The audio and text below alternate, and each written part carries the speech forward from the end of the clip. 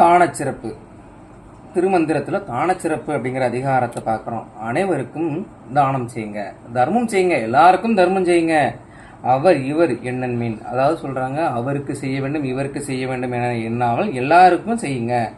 பார்த்து இருந்து உண்மீன். அதுக்கப்புறம் நம்ம வீட்டில் ஒரு சாப்பாடு இருக்குன்னா நமக்கு நல்ல சாப்பாடு பிடிச்ச சாப்பாடு அப்படிங்கிறதுனால ஃபுல்லாக சாப்பிடக்கூடாது. பின்னாடி எத்தனை பேர் இன்னும் சாப்பிடணும், 5 பேர் சாப்பிடணுமா 6 பேர் சாப்பிடணுமாங்கிறத பார்த்து அவங்களுக்கெல்லாம் உணவிட்ட பின் நம்ம நினைச்சணும் உணவு உண்ண வேண்டும். பழம் பொருள் போற்று மீன் அப்படின்னு சொல்கிறாங்க.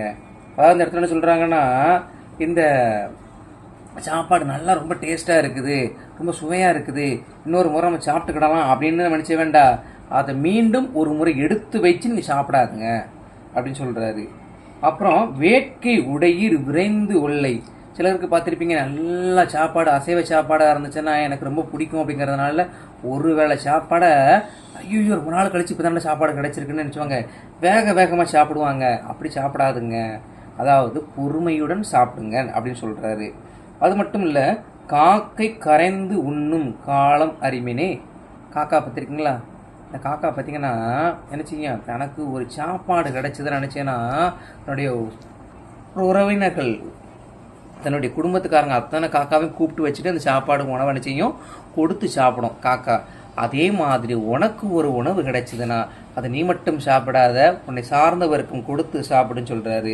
அதே பாடலில் பார்த்தீங்கன்னா 2வது ஒரு பாடல் பொருள், அதாவது தானச்சிறப்புங்கிற அதிகாரத்திலே பார்த்துருப்பீங்க, யாவருக்குமாம் ஒரு பச்சிலை. நம்ம பார்த்துருப்போம், கோவிலுக்கு போயிருப்பீங்க, எல்லா கோவில்லையும் பார்த்தீங்கன்னா ஒரு பச்சை இலை இல்லாமல் இருக்காது. அதாவது சிவபெருமானுடைய கோயிலுக்கு போனீங்கன்னா வில்வ இலை கண்டிப்பாக அங்கே நினச்சவங்க அர்ச்சனைக்கு பயன்படுத்துகிறோம்.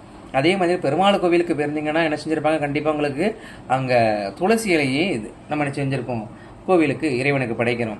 அதே விநாயகராக இருந்தால் என்ன பண்ணியிருப்பாங்கன்னா அருகம்புல் பச்சிலையாக வைக்கிறோம். அப்போ எல்லாருக்குமே ஒரு பச்சை இலை, அதாவது இறைவனுக்குமாம் ஒரு பச்சிலை அப்படிங்கிறத பார்த்துருப்போம். அப்புறம் பசுவுக்கு ஒரு வாயிரை, அதாவது பார்த்திங்கன்னா தானத்திலேயே சிறந்த தானம் உணவு தானம் பண்ணுறது. அதுலேயே இந்த பசுமாட்டுக்கு தானம் பண்ணுறதுங்கிறது பார்த்திங்கன்னா மிகச்சிறந்தது. அதனால தான் நம்ம நிறைய மக்கள் நினச்சிவாங்கன்னா பிறந்த நாள் ஏதாவது ஒரு புண்ணிய காரியம்னா நினச்சிவாங்கன்னா அந்த பசுமாடு, அதாவது கோசாலைக்கு சென்று நினச்சிவாங்க பசுமாட்டுக்கு அவங்க அகத்திக்கீரைலாம் வாங்கி கொடுக்கக்கூடிய பழக்கத்தை பார்த்துருப்பீங்க. அது மாதிரி இந்த பசுமாட்டுக்கு வாயுரை உணவளிப்பது கூட ஒரு விதமான புண்ணியம்தான். அது மட்டும் இல்லை, யாவருக்குமாம் உண்ணும்போது ஒரு கைப்பிடி. ஐயோ எனக்கு ஒரு சாப்பாடு தான் இருக்குது, ஒரு டிஃபன் பாக்ஸ் தான் இருக்குதுன்னு நினைக்காதுங்க. நீ என்ன சாப்பாடு இருக்குதோ அதை பிறருக்கு கொடுக்கும்போது ஒரு கைப்பிடியை கொடுத்து விட்டு சாப்பிடு. யாவருக்குமாம் பிறருக்கு இன்னுரை தானே, எல்லார்ட்டையும் இன்பமாக பேசுங்க.